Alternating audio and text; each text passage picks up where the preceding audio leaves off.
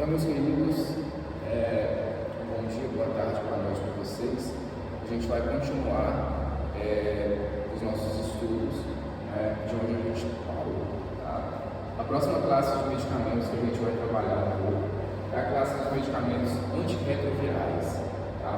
Os medicamentos antirretrovirais, como o próprio nome diz, são classes de medicamentos que revertem a carga viral de muitas substâncias aí. A gente pode utilizar como exemplos os antirretrovirais no uso com o tratamento do HIV. É uma das aplicações que os antirretrovirais eles têm na farmacologia. Tá? Como principal medicamento que a gente utiliza como antirretrovirais, vocês vão anotar aí, por favor, o aciclovir. Tá? O aciclovir é uma das classes de medicamentos antirretrovirais que a gente mais utiliza. Tá? E nós possuímos o aciclovir de forma oral, de forma intravenosa e de forma tópica. Tá? Cada uma dessas aplicações tem um tipo de tratamento específico. Como, por exemplo, o tratamento do primeiro episódio de herpes genital vai ter uma quantidade X de dias com uma quantidade X de miligramagem. Tratamento de herpes genital, de zoster, de varicela, enfim, de muitos tipos de substâncias, de vírus aí na nossa classe de classificação de doenças. Nós temos aí também a valganciclovir, tá? A valganciclovir também é uma classe de medicamentos antirretrovirais que a gente utiliza bastante. O ganciclovir, que é uma forma intravenosa do medicamento, tá? E o ciclofovir. O ciclofovir é outro medicamento também que a gente utiliza bastante nesses tratamentos. Tá? Agora eu vou falar um pouco sobre desinfetantes, antissépticos e esterilizantes. Tem um grupo de trabalho da turma de vocês que vai falar sobre esse tema. Espero detalhar no trabalho de vocês. Tá? Esses desinfetantes, antissépticos e esterilizantes são classes medicamentosas que são utilizadas para desinfectar, esterilizar ou materiais ou superfícies ou a pele do paciente para preparo cirúrgico e entre outros. Tá?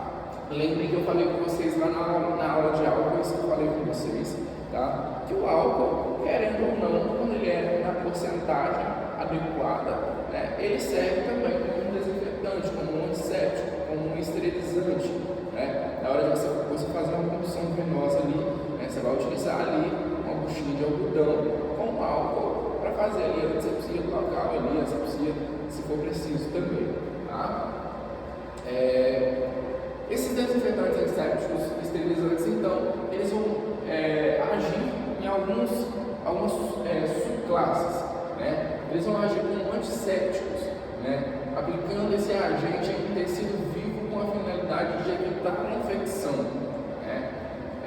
Eles vão agir em forma de descontaminação também, destruindo ou reduzindo acentuadamente o número da atividade de micro-organismos. No caso, você tem ali uma pele contaminada com algum tipo de vírus, precisa de vírus ou bactérias, ou fungos também, enfim, você precisa reduzir a carga bacteriana daquela superfície, você pode utilizar aí de esterilizantes antissépticos para isso. Tá? Ele age também como desinfectante, fazendo um tratamento químico ou físico que destrói a maioria dos micróbios vegetativos ou vírus, mas não os esporos em ou sobre superfícies inanimadas. Ele serve também como higienização, no qual faz a redução da carga microbiana sobre uma superfície inanimada até um nível considerado aceitável para fins de saúde pública. Eles fazem esterilização, que é um processo destinado a matar ou remover todos os tipos de micro-organismos, inclusive esporos, geralmente incluindo vírus, com probabilidade de sobrevida aceitavelmente baixa. E por último, tem forma também de pasteurização, no caso, a processos que matam esses micro-organismos não osmodulantes por meio de água quente ou vapor entre 65 e 100 graus. Tá? Essas são as subclasses aí que esses esterilizantes antissépticos agem. Nós temos aqui alguns exemplos, né, desses esterilizantes, né, que são mais conhecidos também. No caso, nós temos os álcoois, isopropanol, butanol, tá? Nós temos aldeídos como glutaraldeído e formaldeído, temos gliconato de clorexidina, hipoclorito de sódio ou dióxido de cloro, hexaclorofeno e o iodo cloridona. Ainda tem alguns fenóis compostos de amônio quaternário. Tá? Desses aqui, praticamente todos a gente utiliza eles, né? Sabendo que cada um tem a sua aplicação, né? Você não vai precisar, por exemplo, na hora de fazer uma antisepsia na pele do paciente, fazer uma punção, utilizar, por exemplo, iodo cloridona, né? Lógico que no último caso, se você não tiver, né, nenhum tipo de esterilizante para fazer aquela punção ali na hora ali, é aceitável utilizar. Porém, nós temos algumas preferências antes de realizar quaisquer tipos de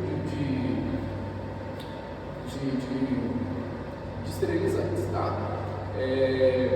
Aqui a gente tem alguns desinfetantes antissépticos esterilizantes também, né?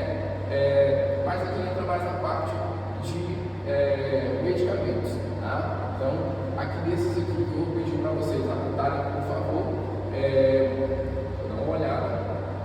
A mupirocina, tá? Mupirocina vocês podem anotar. Gliconato de clorexidina tópico, tá?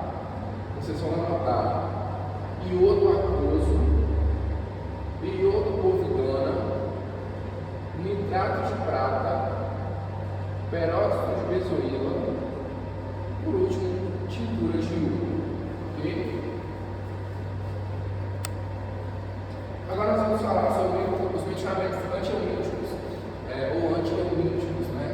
Os medicamentos antihelmínticos são aquelas classes de medicamentos que são utilizadas para reduzir ou fazer profilaxia na prevenção de substâncias helmínticas, ou seja, verminosas, né, fungos, ovos de helmintos, enfim, tá? Na escola mesmo a gente utilizava bastante uma classe de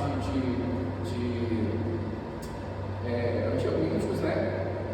Tem um programa lá, programa de saúde na escola. O programa de saúde na escola, ele tem uma dessas funções, né, que é evitar a propagação de helmintos na sociedade. Né? E aí, como exemplos de antihelmínticos, vocês vão anotar, por favor, o albendazol, em primeiro lugar. Logo depois, a ivermectina, em segundo lugar. O mebendazol, em terceiro lugar. E por último, vocês vão anotar o tiabendazol, tá? Esses aí são os antihelmínticos que a gente tem como exemplos dos tratamentos aí de parasitoses, ok? O próximo que a gente vai estar vendo é toxicologia por metais pesados, né? Eu já expliquei para vocês o que significa toxicologia, né?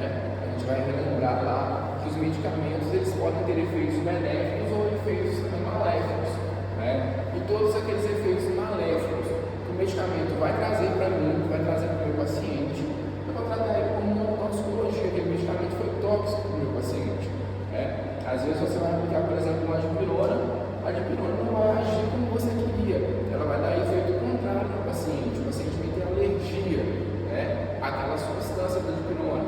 Então a gente vai tratar aquilo não como um tratamento eficaz, e sim como uma toxicologia para aquela substância. Só que agora, mais especificamente, a gente vai tratar sobre toxicologia por metais pesados, ou seja, alguns tipos de metais que a gente tem na superfície, né, que não são tão benéficos assim para o nosso organismo, tá?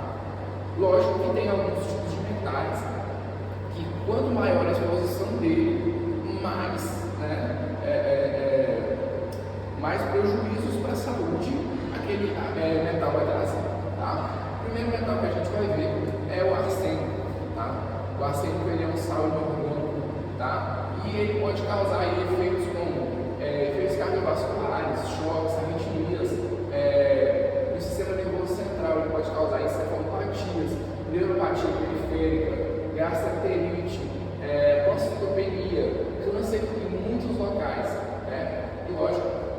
do local que é afetado, ele tem maior probabilidade de se tornar uma célula cancerígena, tá? Nós temos também o chumbo, tá? O chumbo ele é um composto orgânico, tá? Dos óxidos estáveis de chumbo. Ele tem como principal efeito clínico déficits do sistema nervoso central, neuropatia periférica, anemia, nefropatia, hipertensão, toxicidade reprodutiva, depois nós temos também o chumbo orgânico, né? O chumbo orgânico, o principal meio de absorção dele, gente, vai ser pela pele, pelo tecido gastrointestinal, pelo tecido respiratório, tá? O chumbo inorgânico, o principal meio de absorção dele vai ser pela parte gastrointestinal e a parte respiratória. E aqui em cima, que eu também não comentei, a principal via de absorção dele vai ser a parte gastrointestinal, tecido respiratório e todas as superfícies de mucosas. Tá? O próximo metal vai ser o mercúrio. O mercúrio ele é um mercúrio elementar. Tá? A principal via de absorção do mercúrio vai ser pelo trato respiratório. Tá? E o mercúrio vai trazer ali alguns efeitos como no sistema nervoso central, tremores, comportamentais, né? Gengivoestomatite, neuropatias periféricas, pneumonite, enfim, assim como inúmeros outros também, tá? Aqui estou citando só alguns principais. O mercúrio inorgânico vai ser pela parte gastrointestinal e pela pele, e vai causar ali no organismo necroses tubulares agudas ou renal, gastrites e efeitos do sistema nervoso central. Tá? O orgânico ele vai trazer ali efeitos do sistema nervoso central e defeitos congênitos também no meu paciente. Ok? Nós temos aqui alguns antídotos para algumas substâncias que a gente ingere, né, ou que a gente tem contato. No caso, um veneno, o paracetamol, nós temos como antídoto a acetilcisteína, perdão. E como exemplo aí, né, a gente tem melhores resultados quando administrado de 8 a 10 horas seguintes à superdosagem. É necessário acompanhar com provas de função hepática a dosagem dos níveis sanguíneos de paracetamol. Pode ser administrada pelas vias intravenosas e pode ser administrada pela via oral. Tá? Na intoxicação por anticolinsterase, organofosforados e carbamatos, nós temos a atropina, né? Uma dose inicial de 1 a 2 mg para crianças, 0,05 mg por quilo, é administrada por via intravenosa e, se não houver resposta, deve ser dobrada a cada 10 a 15 minutos, sendo a redução de óbito, sendo a redução civil e da secreção pulmonar e desfecho terapêutico esperado. Tá? Nós temos aí também intoxicação com inalação rápida por cogumelos com predominância do sistema muscarínicos. Nós também vamos utilizar a atropina. Tá? Lembrando que ela é em últimos casos de envenenamento de início tardio do cogumelo. Tá? Então ela tem que ser também nas primeiras horas. Né? Nós temos fármacos cardiotóxicos, depressores de membranas, antidepressivos, tricíclicos, quinidina, etc. A gente vai utilizar aí o bicarbonato de sódio para reverter. Né? A gente vai usar mais ou menos uma dose de 1 a 2 equivalentes por quilo em bolos por via intravenosa. Geralmente reverte os efeitos cardiotóxicos e é necessário administrar com cautela nos casos de insuficiência cardíaca para evitar sobrecarga de sódio. Tá? Venenos como fluoreto, bloqueadores dos canais de cálcio, a gente vai utilizar o próprio cálcio para fazer esse revertimento. Tá? Nos casos de superdosagem grave de bloqueadores dos canais de cálcio, podem ser necessários grandes doses, iniciar com 15 mg por quilo por dia por via intravenosa. Intoxicação por sais de ferro, a gente vai utilizar a desfenxamina. Se o envenenamento for grave, administrar 15 mg por hora por via intravenosa, um total de 100 mg de desfenxamina, elimina cerca de 8,5 mg de ferro. Tá? Nós temos aí intoxicação por digoxina, glicosídeos cardíacos relacionados, entre outros, e a gente vai utilizar ali anticorpos da antidigoxina. Tá? É um frasco que neutraliza 0,5 mg de digoxina. Entre as indicações estão arritmias graves e hiperpotassemia. Tá? Nós temos aqui também envenenamento de teofilina, cafeína e metaprenol. Nós vamos utilizar o esmolol para tentar reverter, tá? Porque a radiação é breve. Tá? Eu preciso realizar uma infusão de 25 a 50 microgramas por minuto por litro intravenosa. Tá? Intoxicação por metanol e etilenglicol, a gente vai utilizar o metanol para fazer a reversão. Os benzodiazepínicos, que é interessante a gente falar, citar. Os benzodiazepínicos, a gente vai utilizar o flumazenil para reverter aí os quadros de intoxicação ou hiperdosagem também dos benzodiazepínicos. A dose adulta é de 0,2 mg por litro intravenosa, repetida se necessário, até o máximo de 3 mg. Não administrar a pacientes com compulsão, dependência de benzodiazepínicos ou superdosagem de tricíclicos. Tá? Pessoas que são de dependência de benzodiazepínicos, gente, se você administra uma droga com fumazenil nela, provavelmente ela vai ter aquelas crises de abstinência, porque o corpo dela vai começar a sentir quando o fumazenil começa a reverter os quadros de hiperdosagem. Tá?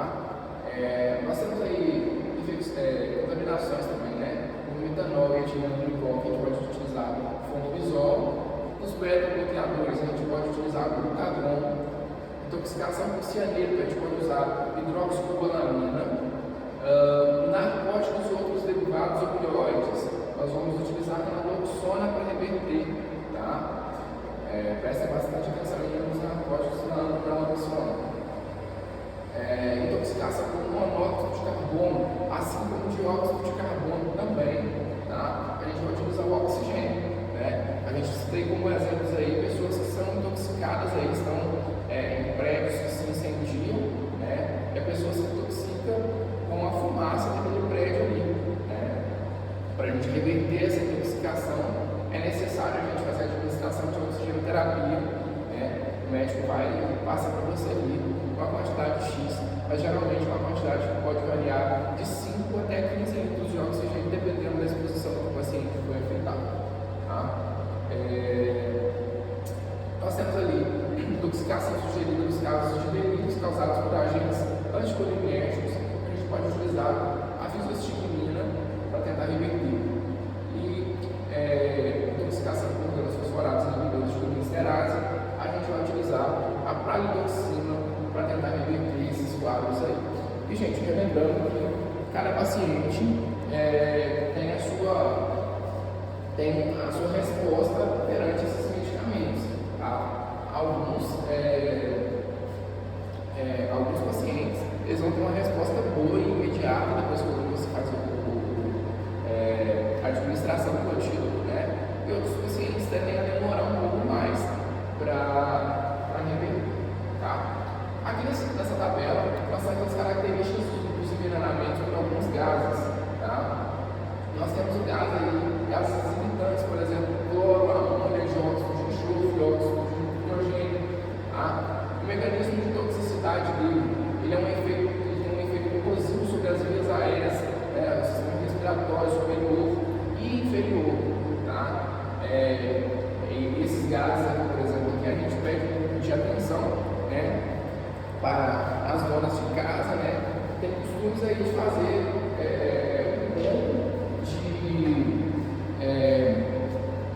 um monte de produtos de limpeza, e mistura lá cloro, mistura sabão de álcool, sabão de coco, desinfetante, enfim, o sol vai misturando aquela quantidade tóxica ali substâncias, né? Às vezes a gente acha que não vai ser tão tóxico, ou simplesmente a pessoa nem mistura, mas vai fazer, por exemplo, uma lavagem de um banheiro, administra ali no chão ali uma quantidade enorme de cloro, e essa pessoa ela tem uma intoxicação grave, um efeito grave disso, e como o próprio slide disse, as pessoas vão ter efeitos corrosivos sobre as vias respiratórias, vai queimar as vias respiratórias daquela pessoa. As características clínicas e o tratamento, nós temos ali como característica clínica a tosse, o estridor, o sibilo e a pneumonia, tá? A tosse é a principal, tá, gente?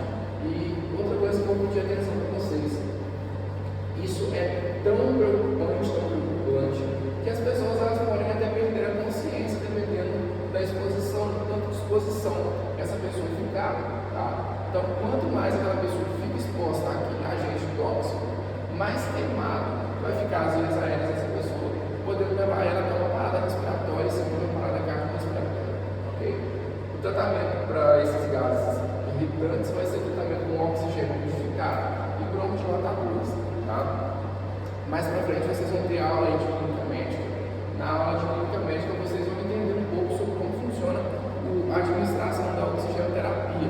A oxigenoterapia lá, hoje depois do protocolo de Covid, pediram para a gente fazer o seguinte, olha, quando for administrar a oxigenoterapia no paciente, retirar a água do umidificador. O umidificador é uma pecinha que a gente tem que colocar ou água destilada ou soro fisiológico para realmente, como o programa diz, umidificar as vias aéreas.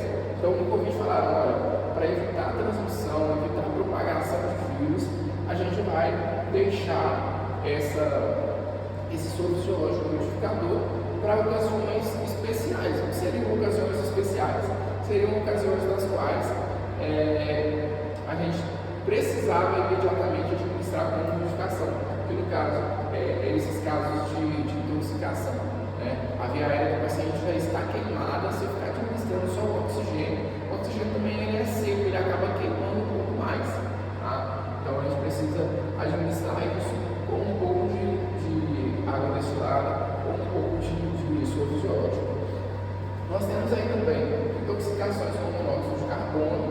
O mecanismo de toxicidade dele, ele liga-se à hemoglobina, reduz o fornecimento do oxigênio aos tecidos, tá? Lembrando aí que a hemoglobina é uma proteína responsável aí por transmitir, por carregar, as moléculas de oxigênio e as moléculas de gás carbônico, tá? A hemoglobina tem uma facilidade de ligação a gases e algumas estruturas também, como por exemplo a glicose, no caso que a gente tem aí proteínas de hemoglobina glicada, tá? E relembrando lá atrás, quando a gente viu um pouco sobre hemoglobina em análises clínicas lá, a gente relembra que a hemoglobina ela é ligada com oxigênio, nós damos o nome a ela de oxihemoglobina, e a hemoglobina ligada ao gás carbônico, a gente dá o nome dela de carbohemoglobina, tá? Como características clínicas, nós temos aí a cefaleia, que é a dor de cabeça, tontura, náuseas, vômitos, convulsão e até mesmo coma, tá, gente? Lembrando que também, quanto mais a pessoa fica exposta a esses gases, mais tóxico vai ser. O tratamento vai ser oxigênio a 100%, considerar o oxigênio hiperbárico, Nós temos uma câmara chamada câmara hiperbárica, tá? Aqui na nossa região nós não temos, aqui perto, mas é um tipo de tratamento que tem uma funcionalidade muito boa, tá? Aqui nesses casos, até mesmo nos casos dos gases irritantes, pode ser possível também fazer definição de via aérea permanente do paciente, no caso, fazer uma intubação do paciente para tentar reverter esses quadros. Aqui o próprio slide diz, é necessário fluxo de oxigênio a 100% no paciente, às vezes com a bolsa válvula máscara, às vezes com oxigênio a 15 litros por minuto na máscara de reservatório não reinalante, tá? Ou a via aérea definitiva, como eu falei para vocês. Intoxicação aí pelo gás cianídrico, como características de toxicidade, ele liga-se ao citocromo, bloqueia o uso como características clínicas, nós temos cefaleia, náuseas, vômitos, síncope, convulsão e coma. Tá? O tratamento, o kit antídoto convencional é formado por nitritos que se ligam ao cianeto para induzir a metanoglobinemia que acelera a conversão de cianeto e tiocianato menos tóxicos. Tá? O novo kit antídoto que consiste em hidroxicobalamina concentrada que converte o cianeto em cianocobalamina. Okay? Nós temos aí o gás sulfato de hidrogênio, que é semelhante ao cianeto. As características químicas também é semelhante ao cianeto, né? E ele tem um odor de ovo podre. Tá? O tratamento não é um antídoto específico. Alguns autores recomendam a parte do kit convencional de antídoto para cianeto. Tá? Então, alguns autores dizem que a gente pode utilizar o mesmo kit de antídoto do cianeto para reverter o sulfeto de hidrogênio. Nós temos aí agentes oxidantes, por exemplo, óxidos de nitrogênio, que podem causar metanoglobinemia. Tá? Como característica clínica, nós temos dispneia, cianose, né, que são constituídos angustiados, ou até mesmo cianose central, mas ela é causada pela cor marrom da metanoglobinemia. Tá? Pode causar também síncope, convulsão e coma. Tratamento, cloreto de metionina, também chamado de azul de metileno, que acelera a conversão para a hemoglobina normal. Tá? Eu espero que ninguém tenha duvido ainda. Tá? Agora a gente vai ver um pouco sobre os dispositivos utilizados em terapia medicamentosa. Eu vou passar com vocês, né, sobre esses dispositivos aqui agora, teoricamente, mas relembrando que na terça-feira dessa semana a gente vai ter uma aula prática com esses dispositivos utilizados em terapia medicamentosa, do qual vocês vão poder ver de perto como eles funcionam, e até mesmo tentar utilizar esses dispositivos aí, ok? Nós temos aí como primeiro dispositivo aí, os frascos. A gente dentro da terapia medicamentosa nós temos inúmeras quantidades de frascos de medicamentos, de substâncias diferentes, ou tamanhos diferentes. Às vezes a gente vai ver um soro fisiológico de 100 ml, soro fisiológico de 250 ml, soro fisiológico de 500, soro de 1 litro, de 1 ml, e assim. Nós temos também o de glicose, e reparem, por favor, quem estiver acompanhando pelos slides da nossa aula também, acompanhe, por favor, aí, em relação às cores de identificação desses frascos. Tá? Se a gente reparar na parte inferior do frasco, todos eles vão ter uma advertência na cor vermelha. Tá? Advertência. Na parte superior do frasco, a gente vai ter cores diferentes. Tá? Cores que vão ajudar a identificar a substância. Só que, lógico, gente, que vocês não vão ficar distinguindo frascos de soluções, simplesmente pelas cores. Vocês vão olhar também, o que está escrito, qual que é a concentração dessa solução. Tá? Então aí nós temos como na cor amarelinha o soro fisiológico, que é o soro mais comum, mais tradicional que a gente utiliza nas terapias medicamentosas. Na cor azulzinha nós vamos ter a glicose. Tá? Igual eu falei agora há pouco, observem a concentração de cada uma dessas soluções, ok? Por exemplo, nós temos glicose de 5%, nós temos glicose de 10%, nós temos glicose de 25%, nós temos glicose de 50%. Tá? Então, observem aí no frasco a concentração desses medicamentos, dessa terapia medicamentosa, ok? Para não fazer, por exemplo, o médico pediu 50% de glicose, e você administrou só 5% do paciente, ok? Nós temos o soro glicofisiológico, que está na cor verdinha. Tá? Nós temos a água para injeção ou a água destilada. A água destilada tem uma cor acinzentada na parte de cima. Tá? Nós temos o bicarbonato de sódio, que tem a corzinha vermelha na parte superior. tá? E nós temos o ringue com lactato, com uma corzinha laranja, ok? Observe também que nós temos o ringue com lactato, nós temos o ringue sem lactato, o ringue simples que a gente chama, ok? E mais uma vez eu vou reiterar, cuidado na hora de administrar essas soluções, tá? Para não administrar uma substância, né, mais fraca, o paciente precisa de uma substância mais forte, ok?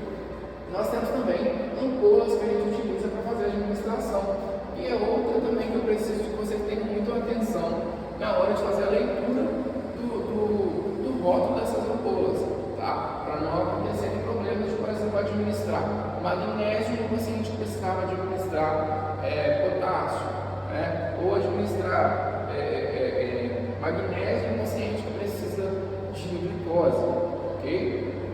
Então nós temos aqui a principal, mais utilizada dentro do nosso serviço é a água para injeção, é a água destilada, a ampolinha de 10 ml de água destilada que a gente utiliza para fazer rediluição de medicamento, que eu já comentei com vocês dentro da sala de aula. Tá? Em algumas das vezes a gente pode utilizar também o cloreto de sódio, se for na concentração de 0,9%, para fazer a administração, para fazer a diluição, né, de alguns tipos de medicamentos, ok? Eu peço atenção que nós temos também cloreto de sódio de 20%, então cuidado na hora de fazer a diluição de medicamento com cloreto de sódio de 20%. Tá? Nós temos ampolas de potássio, magnésio, nós temos ampola de glicose. A de glicose, mais uma vez, eu vou dizer para vocês, nós temos glicose de 5%, 10%, de 25% e de 50%, ok? Nós temos os equipes, gente. Equipe é muito importante a gente entender para saber qual é a função deles dentro do nosso trabalho. Né? Na nossa aula prática, eu não consigo trazer, claro, todos esses dispositivos de equipe, mas eu vou trazer os dois principais, que no caso vai ser o equipo simples, né, macrogotas. Né? Nós temos o mesmo equipo simples, só que na função de microgotas, ok? Nós temos aqui o equipo para infusão de dietoterapia. O paciente está com sonda nasogénica, sonda nasogástrica, gastrostomia, jejunostomia. Ele não consegue comer com a colher, com o garfo ali. Então a gente precisa de um equipo exclusivo para administrar a dieta para esse paciente. Gabriel, eu não posso administrar a dieta no mesmo equipo macrogotas? A gente tem um macete que a gente utiliza, né, em casos de escassez do equipo de dieta, a gente pode estar utilizando aí o equipo 5 para fazer a administração. Tá? Esse macete eu estou ensinando para vocês aqui na aula prática, para vocês entenderem como ele funciona. Nós temos o equipo simples, né? Só que fotossensível. Eu já falei na sala de vocês também que nós temos inúmeros medicamentos aí que são medicamentos fotossensíveis, que não podem ter contato com a luz, pois perdem a concentração deles, perdem a efetividade desses medicamentos. Então a gente precisa do equipo fotossensível para utilizar com esses pacientes. Ok? Junto com o equipo fotossensível, a gente precisa observar que junto com ele vem uma embalagem de plástico, do qual a gente utiliza para cobrir o frasco do medicamento, tá? Para não acontecer aí do medicamento ficar exposto também. Tá? Nós temos equipes para bomba de infusão contínua. Tá? Eu vou trazer para vocês também o equipe, vocês vão ver as diferenças dele. O equipe simples, ele não tem alguns dispositivos, algumas travas que a gente utiliza na bomba de infusão. Ok? Nós temos algumas bombas de infusão que o equipe simples pode ser utilizado, mas tem algumas bombas de infusão que precisam do equipe dela próprio para ela funcionar bem. Por último, que nós temos o equipe de infusão de bolsas de sangue, de hemoderivados, tá? Componentes, ok? Esse equipe, ele também tem uma curiosidade de diferença, por causa desses dois recipientes aqui, né? Que fazem a contagem de microgotas ou macrogotas, dependendo do médico passar para o paciente, ok? Nós temos as multivias, tá? Com números diferentes. O que eu quero dizer com números diferentes? A multivia, como o próprio nome diz, ela dá mais vias para o acesso do paciente. Tá? Por exemplo, essa multivia aqui, ela possui 2 lumens, tá? Ou seja, 2 entradas de acesso para a veia do paciente, ok? Então veja só, observe a diferença da multivia de baixo. A multivia de baixo, ela possui 4 lumens, tá? É a mesma multivia, só que com uma quantidade de lumens diferentes, tá? Então se eu pedir para vocês pegarem para mim uma multivia com 2 lumens, vocês vão pegar essa multivia de cima. E se eu pedir para vocês para pegarem uma multivia com 4 lumens, vocês vão pegar a multivia de baixo, ok?